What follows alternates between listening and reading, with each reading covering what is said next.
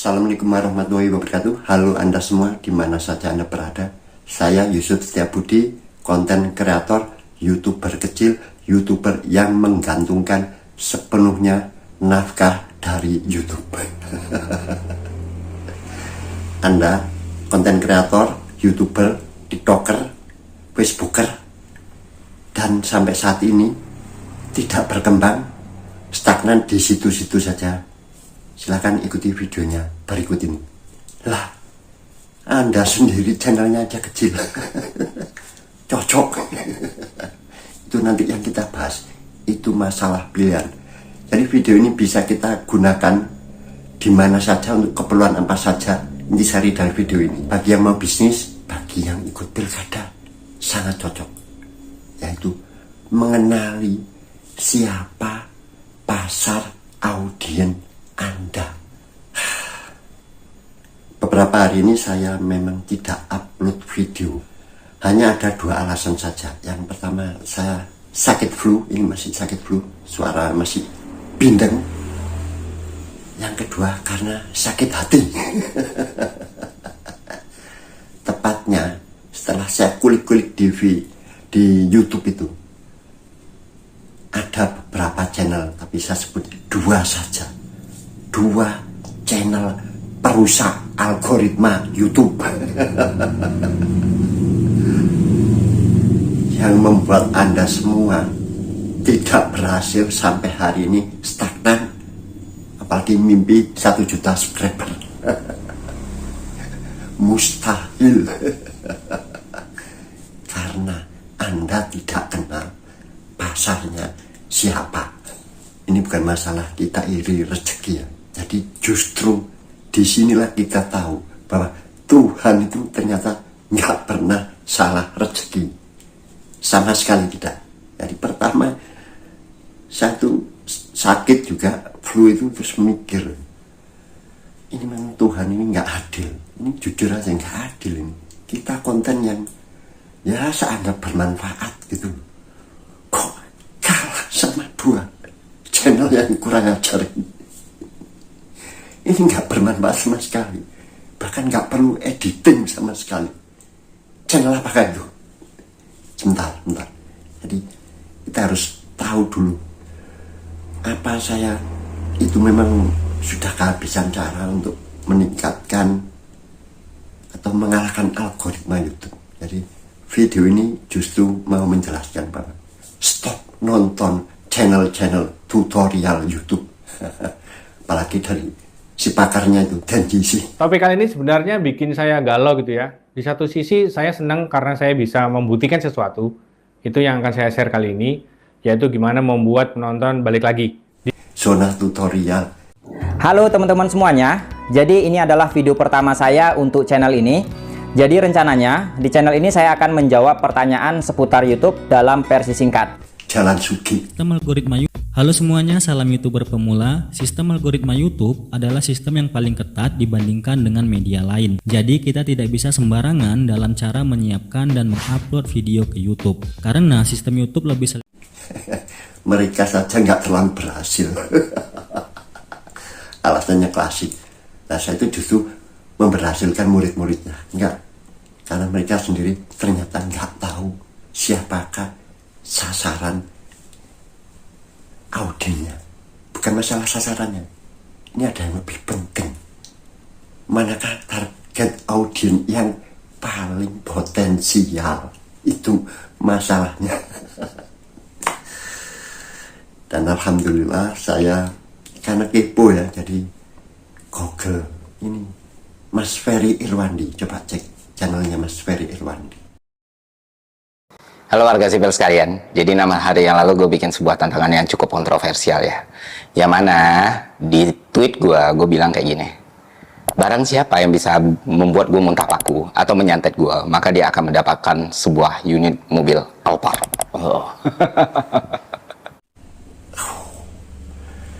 Beliau itu memang orang ya generasi muda yang top sekali. Nggak salah kalau Mas Ferry itu memutuskan resign dari Departemen Keuangan setelah 10 tahun bekerja sebagai ASN di Departemen Keuangan, pamit kepada Bu Sri Mulyani karena dia mau fokus di YouTube karena cuannya sudah jelas. Kembali ke tadi, channel Bapak aja nggak bisa besar. Ya, itu nanti jawabannya di akhir, yaitu masalah pilihan. Setelah saya tahu loh sekarang ini. Oke, kita kupas satu persatu.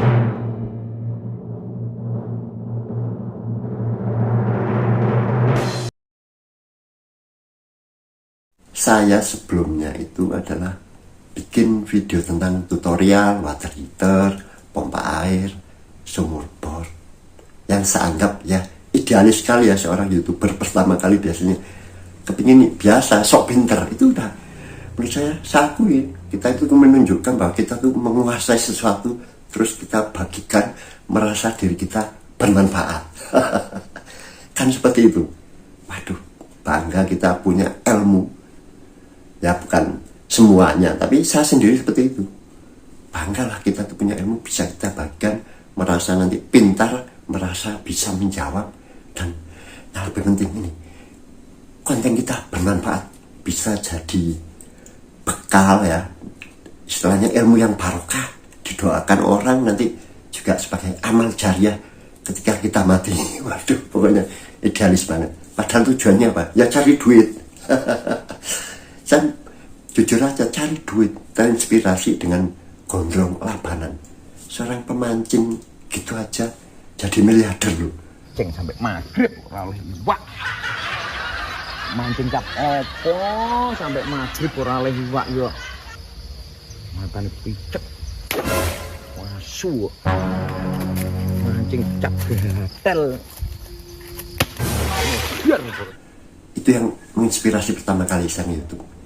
Kita tuh yang punya ilmu lebih, ya bukan saya merendahkan orang mancing ya, tapi kita kan punya ilmu lebih yang bisa kita gunakan, keterampilan namanya mungkin bisa dibagikan, digunakan orang lain untuk mencari nafkah. Ilmu yang saya bagikan ya tutorial, servis itu. Masa kalah sama Mas Gondrong Labanan? Jadi poin pertama dari YouTube tuh kita tuh mikirnya adalah kita memberikan konten yang bermanfaat. Terus saya menuding yang konten-konten receh-receh itu. Itu kan channel gak bermanfaat. Apa isinya? Nah, itu cara sudut pandang pertama yang salah. Jadi yang perlu kita pahami itu teman-teman, YouTube itu bukan yayasan sosial.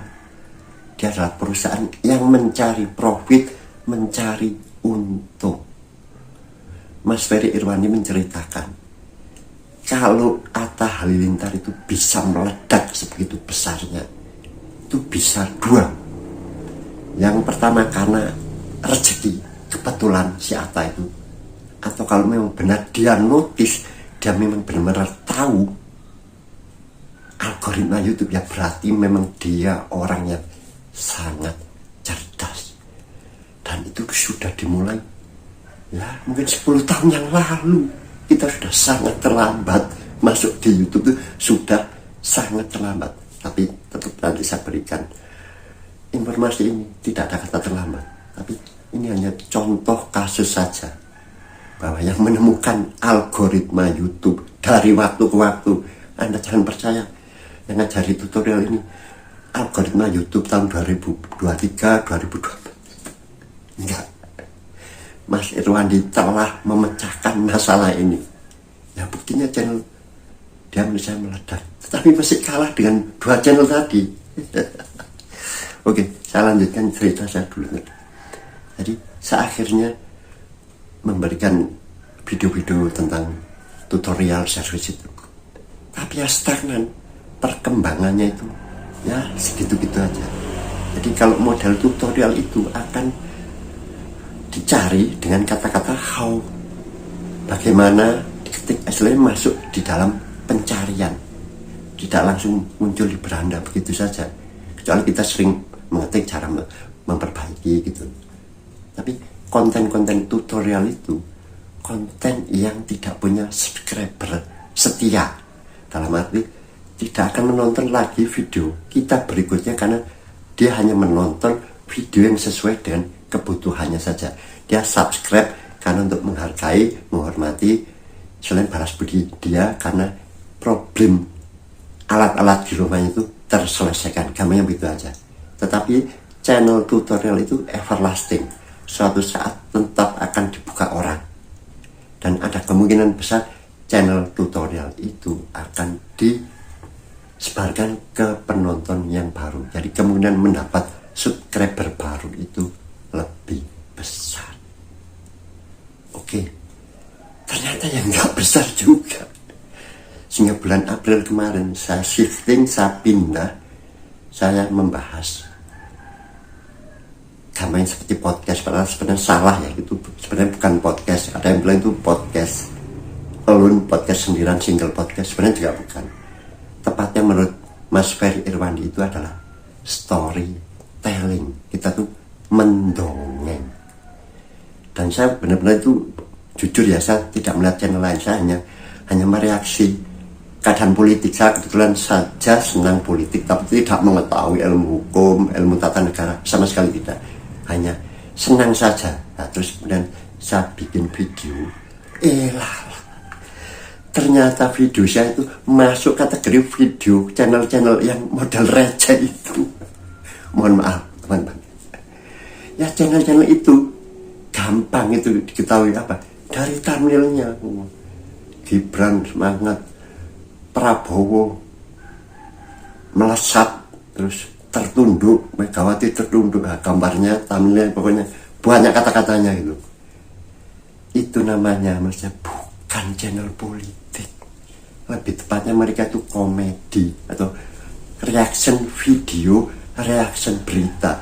Lah kok apesnya saya itu masuk di situ gitu loh. Ya karena kan saya juga memakai tag ini dukun politik dagelan ya, karena kan takut saya kalau memakai ahli, makanya saya tidak pakai kata analisa, saya pakai kata terawangan supaya nggak dituntut di muka hukum. Bukan opini, bukan analisa, tapi terawangan. Nah ternyata saya itu masuk dalam kategori video-video receh tadi. Padahal saya itu pengennya ya seperti Total Politik, Sulvan Lindan, Cokro TV, ketindihan. Ya tapi ternyata saya itu tidak ada niatan sama sekali kalau niru itu, enggak. Memang spontan seperti itu waktu itu.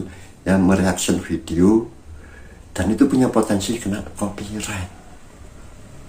Akhirnya satu persatu mulai saya coba, saya tidak pakai video yang direaksi, tapi coba ngomong sendiri. Kayaknya itu nggak berhasil, dan bukan kayaknya, jangan nggak berhasil. Ya ada beberapa saja, tapi intinya saya itu harus membuat orang lain ketawa. Ini jadi masalah, mentertawakan orang lain. Jadi mengajak orang lain mentertawakan orang lain. Ya menurut saya ya nggak benar juga ini. Cukup kita ya mengkritik, tapi nggak perlu mentertawakan. Jadi dengan sangat terpaksa dalam beberapa puluh video ya sampai hari ini sih, saya itu masih seperti itu, mengikuti, ya terpaksa mengikuti arus supaya nggak tenggelam di dalam kategori channel-channel model reaction ini atau komedi ini. Terpaksa. Kalau saya langsung loncat, ya sudah saya coba down. Tetapi hari ini dengan mantap akan mulai, karena dua alasan tadi. Yang pertama saya sakit, yang kedua saya sakit hati. Ada dua channel yang menurut saya sama sekali tidak memenuhi kaidah YouTube, kaidah algoritma YouTube, tetapi sangat meledak. Channel apakah itu? Saya Google, masuk ke YouTube Studio, di situ ada tab analitik. Masuk tab analitik, kita sentuh tab audiens, penonton. Kita scroll ke bawah, video apakah yang ditonton subscriber Anda dalam 28 hari.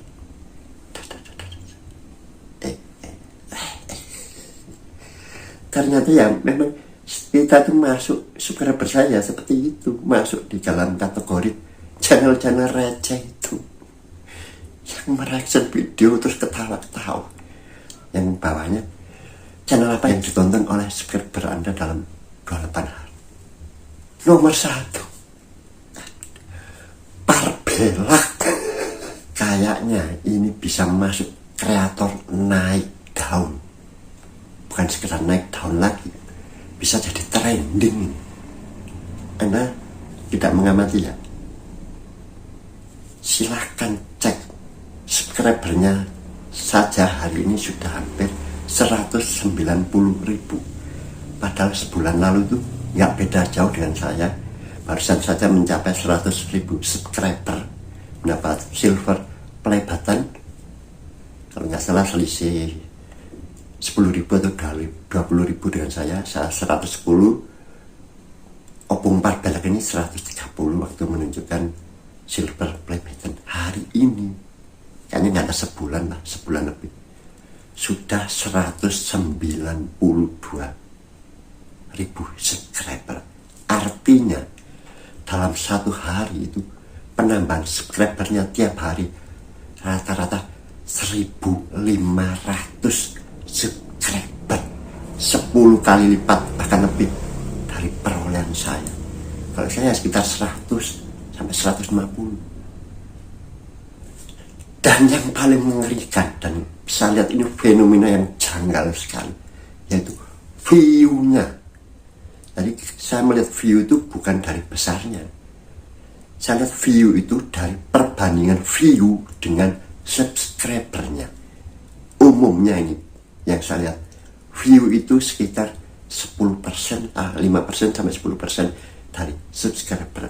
Katakanlah Anda itu punya subscriber 100, itu kalau mengupload video normalnya dapat 10 penayangan, 10 ditonton atau 5 ditonton, 5 sampai 10%. Parbelak ini bisa 150% dari subscribernya. Bayangkan waktu subscribernya 130 itu, dia pernah dapat penayangan dalam satu video tidak sampai satu hari 300.000 view. Dan silahkan cek sampai hari ini rata-rata view-nya itu 100% atau lebih bahkan dari subscribernya. Rata-rata itu 200.000 view per video. Silahkan cek channel yang besar yang subscribernya jutaan, sekali upload video ya rata-rata itu 100.000. Channel yang 1 juta, jadi korbusan itu berapa juta. Kayaknya kalau dari persentase sangat kalah dengan Parbelak Sitorus. Mari kita kembali ke tutorial dari para pakar itu yang ingin bagaimana supaya kita mencapai 1.000 subscriber, 1 juta subscriber dalam waktu segini jadi YouTuber besar. Pasti pertama pakai SEO, search engine optimization, kata kunci, tag, deskripsi, isi metadata, thumbnail yang sedikit clickbait, isi konten yang memikat, editing, kasih tag. Ini dipatahkan oleh 2 channel ini. Nanti yang belakang saya sebut Parbelak. Yang besar frustasi, teman-teman. Frustasi terus terang aja. Sudah sakit flu ditambah ini sakit hati, jadi kronis. Ini penting sekali menurut saya. Ini ilmu ini bisa kita manfaatkan untuk apapun, untuk mencapai tujuan apapun, dalam bisnis, dalam konsultasi politik. Ini sangat penting. Ilmu ini benar-benar luar biasa dari Mas Ferry Irwandi. Yang pertama, ini channel ini sudah tidak sesuai algoritma YouTube, tidak memenuhi kaidah-kaidah YouTube. Bagaimana cara supaya ini besar? Lah kok bisa? Ya, karena ada yang kita lupakan. Oke, simpan dulu itu. Saya tambah lagi channel satunya. Lupa saya nama channelnya. Apa itu? Tapi ketik saja Mama Lela. Ini lho Mbak Lel, buka lawang bedigasan ae, sampai aku kebentuk i. Mbak, aku kok make up ana pisan yo, Mbak. Sing ayu, sing spektakuler, sing tewajem ngono lho, Mbak. Lek perlu nggih soplen ya ora apa-apa. Nggih, Mbak. Wong iki lho, jan gak tahu diri. Di make up gratis kok kakean request. Modele iku lho, katingalano mantene. Ngoco, gak usah sok ayu. Raimu iku lho koyo makadam. Susi nyebut. Motomu apik, Lel. Iki ta jenenge Fani Make Up iku, Lel. Iya, Kalau tidak salah mungkin sudah 3,5 juta subscriber.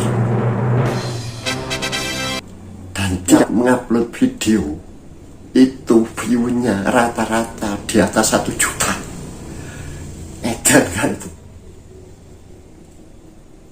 Siapa saja yang nonton channel saya, mudah-mudahan ini pakar-pakar SEO dan GC, Bang Ferry Irwandi, zona tutorial, Jalan Suki. Monggo dikupas ini. Kenapa ini dua channel ini merusak algoritma? Mama Lela ini hanyalah ini konten komedi Jawa Timuran. Ini di Malang lokasinya, kalau saya di kota saya ini hanya drama situasi sehari-hari.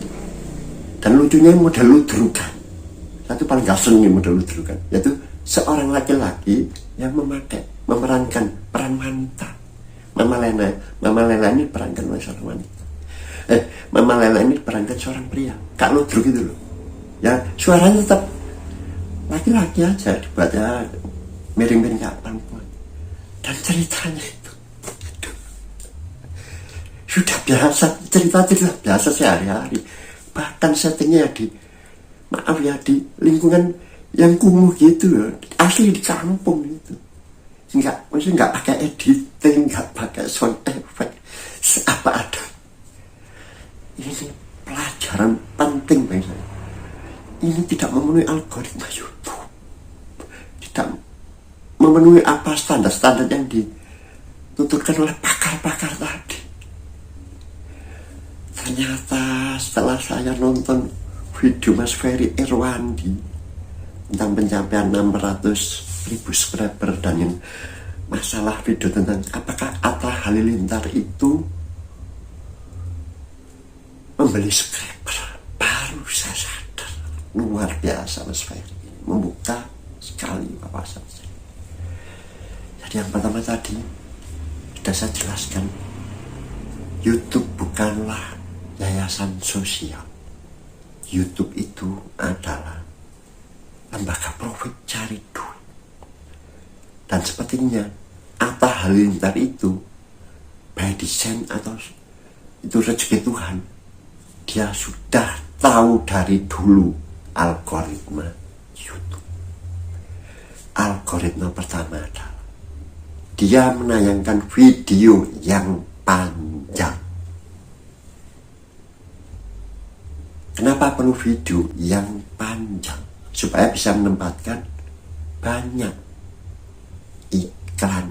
Sekarang ada aturan di atas 8 menit bisa memasang iklan di tengah-tengah. Padahal ada channel yang bahas cukup 3 menit ya. Sampai sekarang itu channelnya gak besar, simple channel.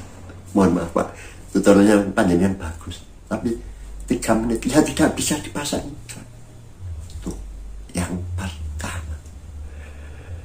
Yang kedua, ini berat sekali saya sampaikan. Terus terang, kalau ini bicara yang channel Barbel lagi, kita yang kalah adalah retensi penonton. Jadi YouTube itu akan menilai, memberikan rekomendasi pada video itu berdasarkan tingkat ketahanan menonton seseorang terhadap suatu video persentase, tapi pastinya dengan durasi yang lebih panjang ada kemungkinan persentasenya juga besar, tapi juga belum tentu juga. Tapi intinya semakin besar ada kemungkinan bisa ditonton lebih lama. Karena saya lihat kalau di analitik saya bukan melihat persentase. Kalau saya lihat video saya 30 menit ditonton 10 menit, ya nilainya itu besar 10 menit dibandingkan dengan video saya 8 menit ditonton 4 menit, padahal itu separuh kan. Tetap aja dikasih tanda hijau besar yang 10 tadi. Ini yang kedua, retensi penonton. Bagaimana? Apakah ini menyalahi rekomendasi? Tidak. Jadi metadata, SEO, kata kunci, lupakan dulu teman-teman. Ini yang lebih penting. Durasi pertama. Kedua, retensi. Memang enak orang bilang bikin video yang memikat. Tidak semudah itu membuat seseorang betah menonton.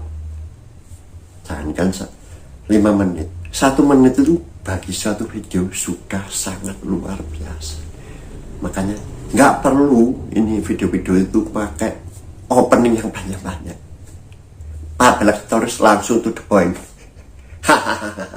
Kalian tahu kan, langsung gitu aja, nggak pakai basa-basi. Itu yang kedua. Ini yang lebih penting lagi, bagaimana retensi penonton itu bisa tinggi. Sambil contoh yang belak ini saja, itu namanya kemampuan storytelling, mendongengnya. Ya saya nggak suka dengan efek ketawa-ketawa tepuk tangan lebay itu, tapi udah itu nanti ada poin ketiga. Kenapa itu penting? Ini yang lebih penting lagi, kita tuh selalu memikirkan apakah video kita itu bermanfaat atau tidak. Jujur saya melihat channel-channel Hatta Lintar, flexing itu kan nggak bermanfaat misalnya. Beda kan satu tutorial water heater itu bisa ini cara pandang sempit orang-orang sombong model saya itu. Orang yang bukan berpikiran bisnis. Jadi YouTube itu bukan manusia yang tahu ini channel ini bermanfaat. Tidak. Dia hanya melihat apakah view-nya tinggi, respon klik, respon penontonnya bagus, betah nonton di situ, dia bisa masang iklan sebanyak-banyak. Itu aja. Waduh, segitu jeleknya. Aduh, sudah sama aja dengan TikTok bagi saya itu. Ya pasti ada, tapi nanti kita bahas lebih lanjut. Yaitu dia akan bisa kemungkinan memasang iklan lebih banyak, kemungkinan menonton lebih banyak, iklan tersebut durasinya panjang, retensinya, ketahanan penontonnya untuk menonton lebih lama.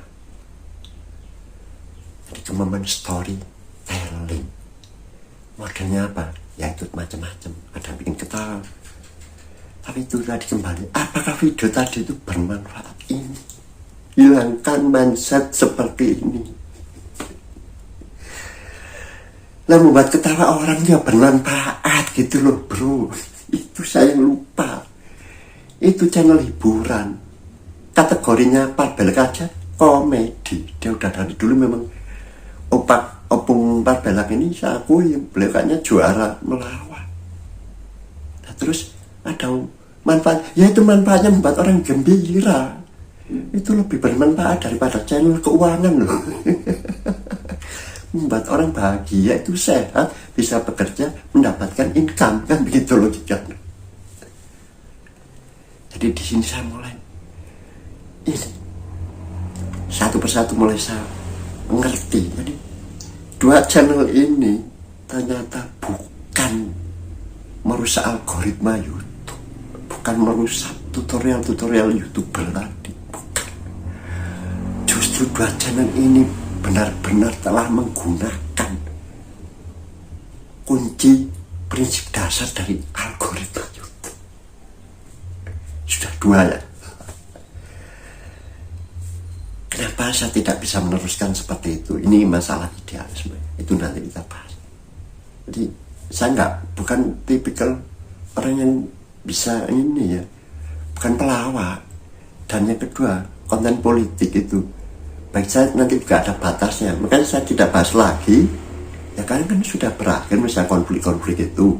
Pak Prabowo Mas Gibran udah diangkat, PDIP kayaknya di luar, tapi kan masih ada yang bisa dibahas. Tapi masa tiap hari saya harus mengajak Anda mentertawakan orang yang memang kita benci gitu, kan nggak perlu juga. Ya kaminya ini sok idealis lagi, kita nggak perlu ngajak dosa. Terus channel-channel serius itu apakah nanti saya bisa shifting ke pembahasan yang serius? Ya buktinya enggak. Saya bahas ritek tanpa guyonan ya sepi. Tapi bagaimanapun saya punya keterbatasan kemampuan. Jadi ya saya nggak akan bisa melawan Parbella ini. Saya nggak akan bisa melawan cara melawaknya, cara bercandanya memang alamiah, cara ketawanya yang alamiah ini. Jadi saya harus konsisten masuk ceruk itu tadi, ceruk yang sebenarnya sudah diperebutkan channel besar kalau saya ngomong serius, Cokro TV. Tapi Mas Ferry Irwandi menyampaikan dia dulunya juga awal video itu nge-YouTube ya, bikin dia ahli ini editing, tapi katanya pasarnya juga terlalu banyak, akhirnya dia shifting ke ekonomi makro. Ada peminat tapi belum ada demand tapi belum ada supply, gampangnya ya, akhirnya dia bisa besar di sana. Tapi nanti ada poin lagi yang bisa bikin besar. Jadi lupakan bahwa channel Anda itu bermanfaat atau tidak. Bermanfaat semuanya, tinggal dari sudut mana kita melihatnya. Oke, ini poin ketiga yang bikin terbuka mata saya, tidak menyalahkan lagi kenapa channel Parbella dan Mama Lela ini bisa meledak. Ini kunci dari segala kunci dalam bisnis, dalam apapun. Mengetahui siapa pasar Anda, siapa audien Anda, dan yang lebih penting, berapa banyak di segmen itu.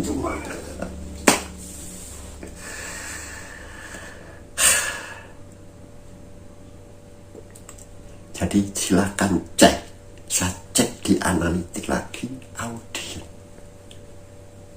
Di audien itu ada kategori umur, jadi dari penonton channel Anda bisa cek 0 sampai 13 atau 17 ya, bisa lupa 13, 17, terus 17, 25 gitu. Ternyata waktu itu channel saya terbesar penontonnya 24 berapa persen gitu, di usia 54 tahun lebih, sama di pertengahan usia 25 sampai 35. Kenapa itu bisa sepi? Ya karena ini satu ya keterbatasan ya, channel ini gak bersaing dengan channel-channel besar. Tapi ini ada poin penting sekali dari Mas Ferry Irwandi.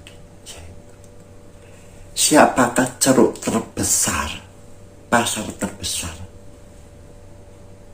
Loh, dari mana kita melihat pasar terbesar? Ini semua punya potensi kalau kita bisa masuk dalam semua kategori. Jadi terbesar enggak, kurang simpel. Mas Ferry lebih simpel lagi. Siapakah saat ini, hari ini, yang hampir setiap hari pegang HP, menonton HP, lewat HP menonton YouTube? Top. Jawabannya mudah, anak-anak. Seberapa keren channel Anda seperti Mas Ferry, Deddy Corbuzier itu ditonton oleh orang berpendidikan, orang yang bekerja, orang usia di atas 25 tahun. Waktu mereka tidak setiap hari bisa pegang HP, paling kalau kerja jam istirahat, sampai di rumah setelah istirahat mau tidur baru buka. Nah itu bocil itu mulai pagi sama maknya. Ini biar gak ribet aja, udah salah konsep pendidikan seperti ini.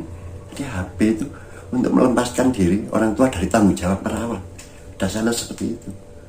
Kesalahan terbesar lah saya lihat di sekitar saya sini aja. Anak kecil pegang HP itu udah biasa. Gak rame kasih HP, diam. Itu rame nangis kenapa? Pasti apanya? Rebutan HP. Nah, orang tua itu sekarang bisa melepaskan diri dari tanggung jawab merawat, mengawasi mereka, karena maknya juga sibuk dengan HP-nya, ya dikasih HP. Fakta kan begitu. Jadi tiap hari yang pegang HP mungkin hampir 12 jam atau 24 jam. Ya anak-anak itu tadi 0 sampai 17 gamenya begitu kata Mas Ferry Irwandi. Jadi di samping kita tahu segmennya tadi, lebih tepatnya usia, lebih tepatnya lagi berapa jumlahnya. Jumlah terbesar ya tetap anak-anak itu tadi. Ibunya 1, anaknya 2. Dan penggunaannya itu yang luar biasa. Ini mungkin kalau dibocorkan YouTube juga bisa di-ban sama pihak pengiklan, karena kan kayaknya juga nggak efektif iklannya. Mereka beli dari mana? Dari akun. Anak-anak apa memang bisa bikin akun? Iya nggak mungkin. Pasti pakai akun orang tuanya. Beli apa ya dibuatkan akun sama toko. Nggak tahu itu kalau tidak untuk anak-anak. Itu kan teorinya menurut saya. YouTube nggak akan tahu kalau itu dipegang anak-anak. Mungkin hanya setelah dia ngeklik, mungkin kalau yang suka game. Tapi enggak. Anak kecil sekarang tidak semuanya suka game. Anak kecil itu banyak nonton channelnya orang dewasa. Ini faktanya. Mama Lela. Yang cerita itu istri saya sendiri. Istri saya itu seorang guru TK. Jadi saya itu dapat info ini dari istri saya. Ini ada kabar besar channelmu itu gak ada apa-apanya sama ini. Gak ada apa-apanya. Loh iyo, saya tonton. Aduh, ini channel benar-benar ngedit apa adanya, shooting langsung. Makanya gak perlu diedit pun gak apa-apa. Dan ternyata kelompok ini sepertinya, bukan sepertinya, adalah ini sandiwara keliling. Jadi ditanggap oleh penduduk di daerah saya, ditangkap di sana. Jadi anak-anak ini menantikan sekali cerita kelanjutan dari serial yang dipentaskan di YouTube, atau mereka ingin nonton yang sudah dipentaskan di warga waktu ditangkap warga. Itu keren habis. Jadi ternyata yang salah bukan algoritma YouTube, justru kita itu yang sok tahu tentang algoritma YouTube. Padahal algoritma dasarnya di sini. Kita pusing-pusing ngedit macam-macam, membuat video sebagus mungkin dikalahkan oleh 2 channel tadi. Rasanya sama bunuh diri. Saya pikir apakah saya harus bikin channel seperti mereka? Enggak. Jadi inilah mungkin yang dimaksud seperti ini. Jadi ya berkaryalah sesuai kemampuanmu. Nggak mungkin ya saya punya kemampuan sedikit editing ya, terus akan bikin seperti itu. Nggak mungkin. Bisa jadi yang sukses seperti Pak Bella itu, mereka nggak punya kemampuan. Dia nggak punya kemampuan editing. Ya itu aja yang dia tunjukkan. Jadi ya nggak mungkin lah seperti aku nggak bisa akan bikin seperti itu. Ya nggak laku. Tuhan sudah adil memberikan rezeki itu sesuai kemampuan orang. Itu kan intisari yang saya terima. Nah, waktu kemarin menonton ya saya pikir, saya niru Pak Bella ini aja pakai ketawa-ketawa. Terus dia nyoba latihan jadi pelawak itu mungkin bisa. Gak perlu background ganti-ganti atau ngedit efek-efek macam-macam enggak. Atau mungkin mau bikin ini, saya cari ini anak-anak atau anak kampung ini bikin ini seperti Mama Lela, asal pokok jalan cerita. Enggak. Kan Tuhan tidak akan seperti itu. Tuhan tahu kemampuan kita lebih dari itu, ya kita gunakan. Terus untuk bersaing seperti ini, ya itu pilihan bagi Anda. Mau melanjutkan, monggo. Mau meniru, monggo. Jadi sudah jelaskan itu. Yang pertama tadi kita buat video dengan durasi yang panjang. Yang kedua retensi, ya itu tetap kemampuan kita kan. Tapi retensi itu juga bisa dipertahankan walaupun kemampuan kita jelek dengan tadi memilih segmen yang tepat. Aktingnya juga nggak bagus-bagus banget, Mama Lela itu. Parbella itu juga nggak lucu-lucu banget. Tetapi mungkin segmennya ya ada orang yang senang dengan lawan seperti itu. Lawan yang garing gitu loh. Garing kan bagi kita, bagi orang lain belum tentu. Mohon maaf ini cerita kalau kumpul-kumpul sama bapak-bapak di kampung itu. Saya sering lihat lawakan itu garing, itu aja. Dan ya bagi mereka nggak garing kok. Punya semua ketawa. Jadi Anda jangan sok merasa pintar. Kalau Mas Ferry lebih bijaksana lagi. Kalau di beranda Anda tidak ada Atta Halilintar, Anda tidak pernah nonton Atta Halilintar, istri Anda tidak pernah nonton Atta Halilintar, anak Anda tidak pernah nonton Atta Halilintar, saudara. Berarti apa? Anda itu minoritas. Betul kan? Yang mayoritas yang nonton Atta Halilintar. Kita kalau bicara pasar ya seperti itu. Ngapain kita ngubek-ngubek minoritas? Atta sudah 11 tahun yang lalu tahu mayoritas pasar itu di sini. Silahkan cek channel Rans Rafli Ahmad. Apa bermanfaat bagi kita? Nah itu tadi hiburan. Iya memang dia untuk pasarnya anak-anak, ibu-ibu, noda ibu-ibu. Di mana hari ini yang paling banyak punya waktu luang? Ya bukan waktu luang nganggur ya. Meskipun di rumah itu punya pekerjaannya, jangan rumah tangga, tapi punya peluang untuk menonton seperti itu ya siapa kalau bukan anak-anak 0 sampai 17 yang tidak sekolah, yang belum sekolah. Yang sekolah pun kalau sekarang kita yang benar-benar sekolah gak jarang. Ya kita batasilah paling sampai umur 17 tadi, benar kategori itu. Itulah segmen terbesar kalau mau Anda bikin channel YouTube. Tapi kalau mau menyimpang dari itu, ya monggo. Dan yang terakhir ini yang lebih penting. Sebelum saya lupa, ini sangat penting sekali. YouTube itu menginginkan format baru. Salah satunya ya merasa mulai ada saingan dari TikTok, makanya dia meluncurkan seperti short video pendek. Tapi ada lebih penting.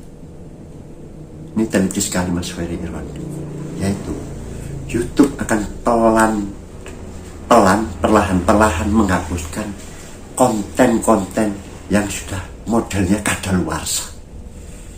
Bukan menghapuskan, tapi akan dibuat seleksi secara alam. Konten reaction video, konten tutorial, review gadget, ya seperti itu. Mulai satu persatu akan dihapus. Ya buktinya kita kan sekarang sudah mulai shifting pindah ke podcast. Tapi bisa jadi sebentar podcast sudah harus ganti, orang udah bosan, ada harus lagi karena pesaing di luar YouTube sudah semakin banyak platform media sosial menawarkan kebebasan lagi, bentuk kreativitas baru lagi, yaitu YouTube akan mulai mematikan dengan seleksi alam. Dia ingin ada format baru, penyegaran. Orang kan bosan reaction video. Lah, apesnya saya itu masuk di kategori tadi. Channel-channel yang reaction video, Gerobokan Gokil, Agrifanani, Dakwah Official apa itu, Vicky Hampong, Yuda Media, bahkan ya ini si penguasa ini Parbella masuk ke dalam kategori itu. Saya termasuk yang ditonton oleh penonton yang menonton channel-channel itu. Ini fatal. Kenapa? Ya saya kecil, saya nggak punya pemahaman lebih dari mereka, dan ya tipenya seperti itu. Maka YouTube tidak akan mau membesarkan semua, dia akan memilih salah satu saja. Ya Parbella ini mungkin nanti akan dipertahankan, tapi juga ditunggu perkembangan pasar. Apa nggak bosan orang model seperti itu?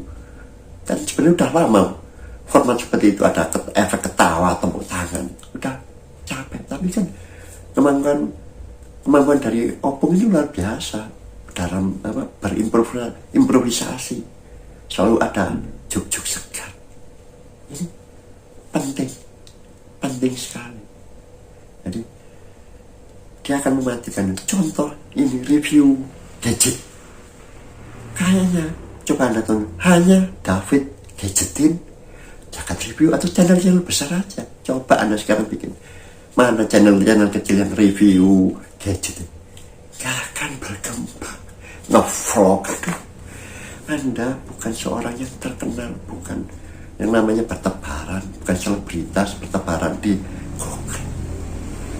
Cara yang paling bagus adalah memulai ini seperti saya ini, berat tapi storytelling apapun itu menjadi pencerita. Ada Tamara Dev itu kalau nonton tentang kecelakaan pesawat, mantap sekali.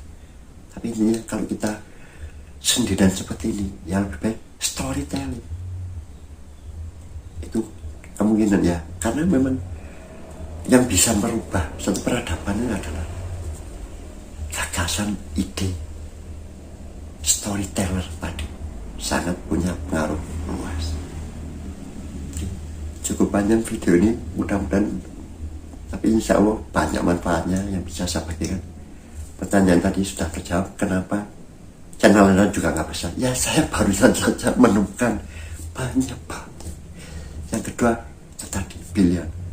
Apakah kita mau masuk ke ceruk yang besar tadi, terus menformat video-video kita untuk memenuhi kebutuhan segmen yang besar tadi? Itulah pilihan bagi Anda.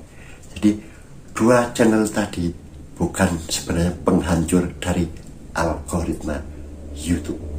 Justru algoritma YouTube tadi yang mengikuti dua channel tadi. Semoga bermanfaat. Assalamualaikum warahmatullahi wabarakatuh.